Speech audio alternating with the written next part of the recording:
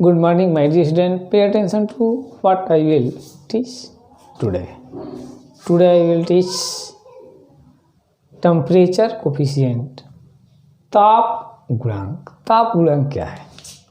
तो हम आज स्टडी करेंगे किसके बारे में? ताप गुणांक के बारे में, टेम्परेचर कोफिशिएंट के बारे में.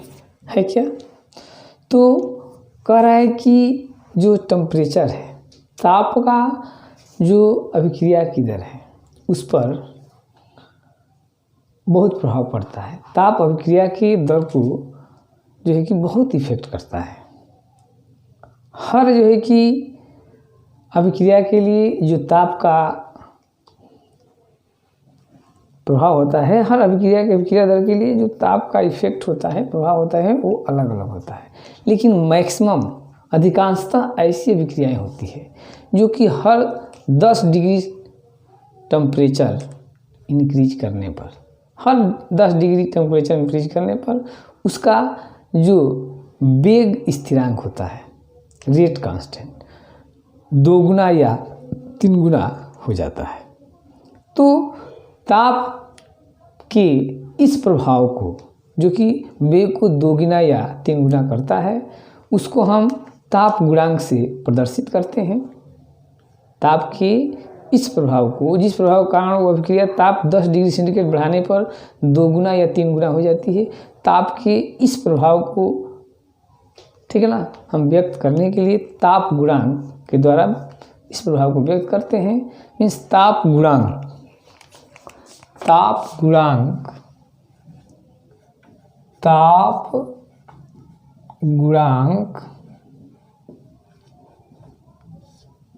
n इक्वल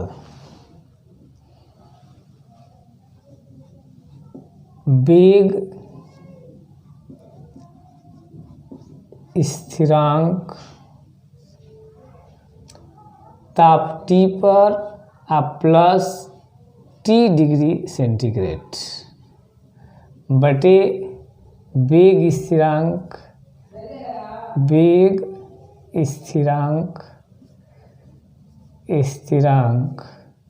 ताप T पर. तो इसी जो है कि रिप्रेजेंट करते हैं किसको भाई?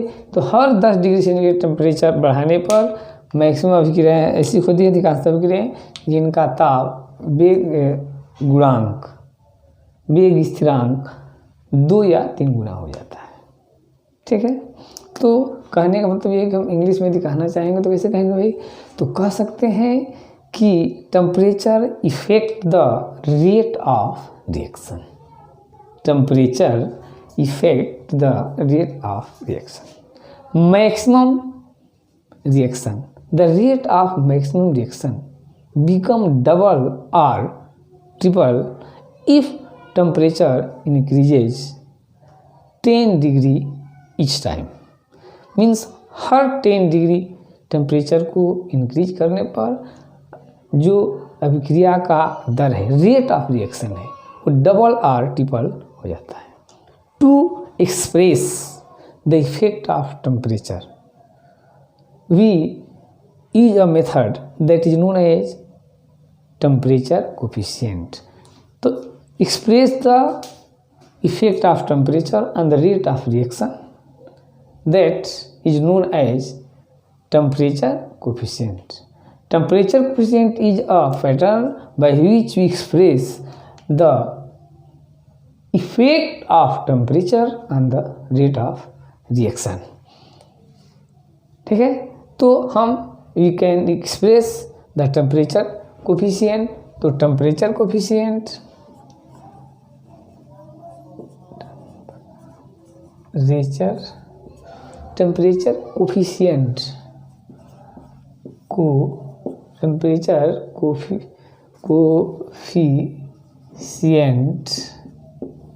coefficient equal rate constant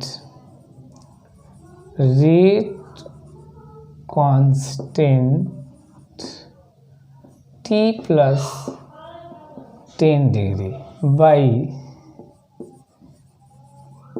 rate constant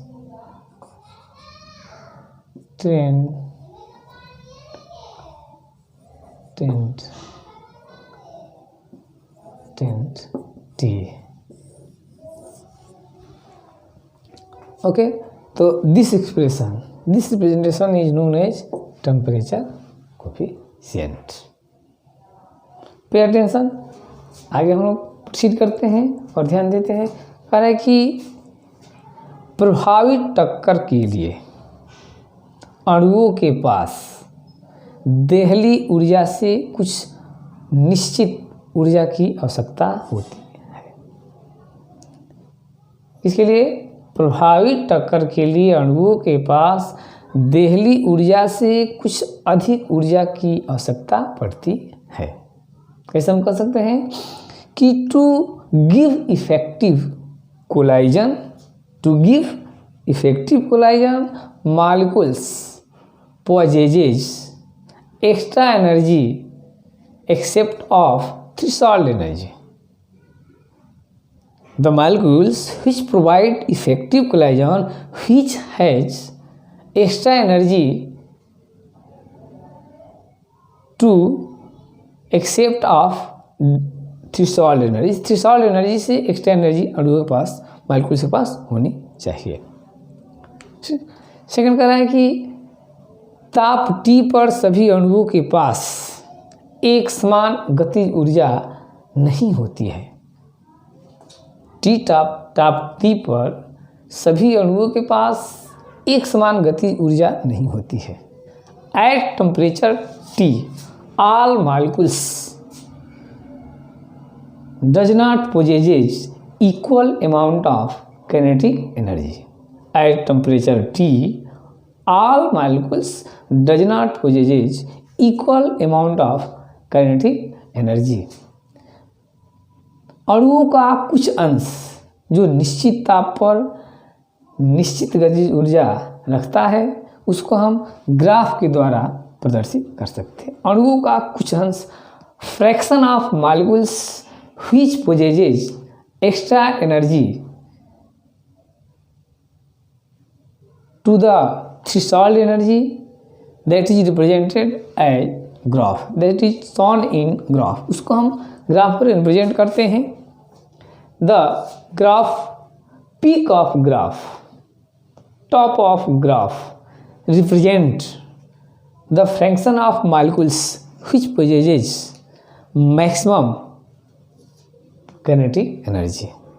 graph का ये पीक अधिकांश अणुओं के द्वारा रखने वाली गतिज ऊर्जा को प्रदर्शित करता है। ये ग्राफ का टिप, ग्राफ का ये उच्च बिंदु या टिप पीक उन अणुओं को प्रदर्शित करता है जो कि मैक्सिमम गतिज ऊर्जा रखते हैं। ठीक है ना, इस गतिज ऊर्जा को बोलते हैं most probable kinetic energy.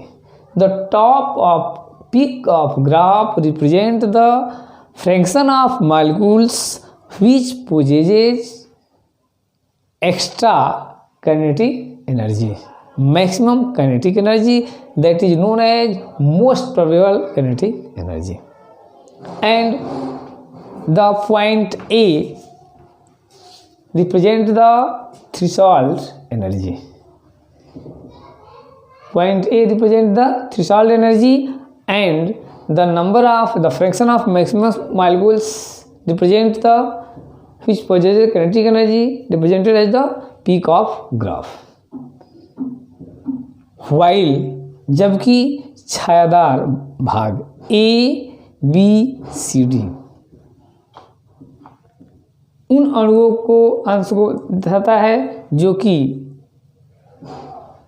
Threshold energy से अधिक एनर्जी रखते हैं। ये आपका area A B C D, graph में area A B C D उन अणुओं को प्रदर्शित करता है जो कि थ्रेशोल्ड एनर्जी से अधिक एनर्जी रखते हैं। A B C D. The shaded area A B C D represent the fraction of molecules which possesses more than kinetic energy more than threshold energy. The shaded area A, B, C, D represent the fraction of molecules who possesses extra energy compared to threshold energy. Threshold energy से अधिक energy रखने वाले अणुओं के fraction को यह area क्या करता है, रिप्रेजेंट करता है। When temperature increases T to T+10, मतलब 10 डिग्री टेम्परेचर को राइज अप करते हैं। When temperature rise up 10 degree, graph shifted forward direction, the fraction of molecules which possesses kinetic energy greater than threshold energy or extra than threshold energy which represent the shaded area A, B, E, F। कब? जब हम ताप को 10 degree centigrade बढ़ा देते हैं तब अब ग्राफ में उन अणुओं को graph A B E F के द्वारा प्रदर्शित किया जाता है जो कि थ्रेशोल्ड एनर्जी से अधिक एनर्जी रखते हैं। कब? जब ताप को 10 डिग्री सेंटीग्रेड बढ़ा दिया जाता है तो ग्राफ शिफ्ट हो जाता है और अब जो अणु थ्रेशोल्ड एनर्जी से अधिक एनर्जी रखते हैं उनके फ्रैक्शन को, अंश को अब नए shaded area A B E F से रिप्रेजेंट करते हैं। When temperature increases 10 degree the graph shift and the fraction of molecules increases which possesses more than threshold energy। That fraction of molecules represented by a new shaded area A, B, E, F। That new shaded area is 2 times greater the area of A, B, C, D। जब हम ताप को 10 degree centigrade बढ़ाते हैं तो उन अणुओं का अंश जो कि थ्रेशोल्ड एनर्जी से अधिक एनर्जी रखते हैं उस अंश का ग्राफ अब पहले वाले graph A B C D का double A B E F graph में आ जाते हैं। यह ग्राफ पहले वाले ग्राफ का 2 गुना होता है जिससे यह प्रदर्शित होता है कि ताप बढ़ाने पर अभिक्रिया की दर 2 या 3 गुना बढ़ जाती है क्योंकि ताप बढ़ाने पर प्रभावी टक्करों की संख्या बढ़ जाती है। तो this shifted graph saw that when temperature increases 10 degree the fraction